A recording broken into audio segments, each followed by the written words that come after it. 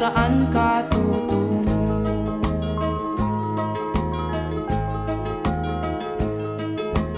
At kung nakamit mo na ang pangarap, di pa rin masiyahan, ang nais mo'y madagdagan, limot mo na ang iyong pinagmulan.